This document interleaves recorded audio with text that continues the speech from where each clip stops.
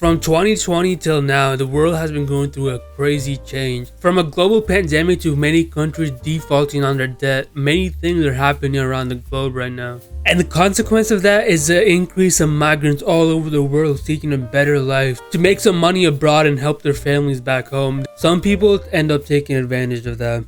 I'm sure you all have all heard of the Middle East and all the vanity projects that are going on.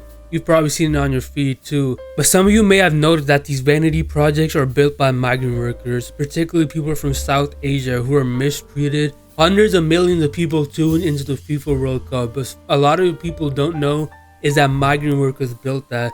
And there were so many reports of horrific treatment everywhere. This is just one example, but today I want to look into what migrant workers face around the world. Instead of dehumanizing these people, we have to look at it for what it is. A global system in which the top few countries profit off the rest, and where people have to go there to actually make a living and now have horrific standards back home. The inflation in some of these countries like Argentina and these countries in South Asia is so bad that these guys can't even make anything at the end of the day. Some videos online, you can just see people completely dehumanizing migrant workers, especially South Asians ones, and putting them below them or something because they're looking for a better life. Like this video I saw online, this Turkish guy absolutely dehumanizing people of South Asia. 10 milyon tane affedersiniz insan olmayan yaratık var. Araplar, Afganlar, Pakistanlılar, bunlara insan diyemeyiz. Bunlar kesinlikle insan değil. Bir dakika abi, ben genetiğini çalıştım bu işin, ben biliyorum bu işi. Bu konu. He goes on some rant about how he knows genetics and says his genetics are better than the others. It's literally like some like World War II German type of stuff. It's scary that some of these people think like this. Hakaret genel olarak yani. Hocam ben genetik çalışıyorum. Genetikte de amigdalası bu adamların daha büyük. Yani daha ilkel bir beyine sahipler. Daha aşağı bir etiğe sahipler. Daha untermensch bir. Don't get me started on the oil lords of the Middle East who treat them like absolute slaves. It's so bad they call the system the Khalifa system, in which employees go there under some pretense of having some good job, but instead they're met with discrimination and having their passport confiscated and lost wages and all of that, and they can't do anything about that because they're not citizens. Most of these countries in the Middle East are ran by migrant workers, but a vast majority of them have no citizenship, no rights or at all. They're just there to work. As soon as they're done being taken advantage of, they just get kicked out, and that's it. There they are suffering. My uncle also went there as a laborer. If he had known this could have happened, he would never have gone.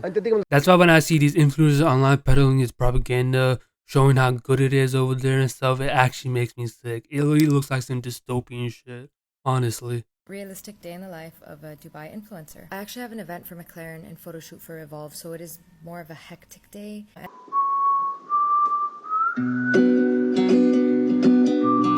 Many different influencers have talked about this online. I'm sure you've seen it and all, like Philion and stuff.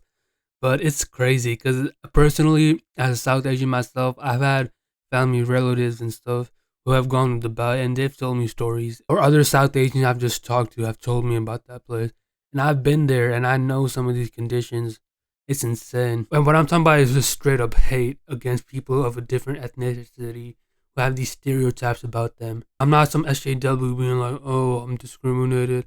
I'm just trying to bring up an issue and just talk about how we can fix it and find a solution to it. And that's the whole point of my channel, to bring the truth in this Wild West era of the internet. So if y'all enjoying so far, subscribe too.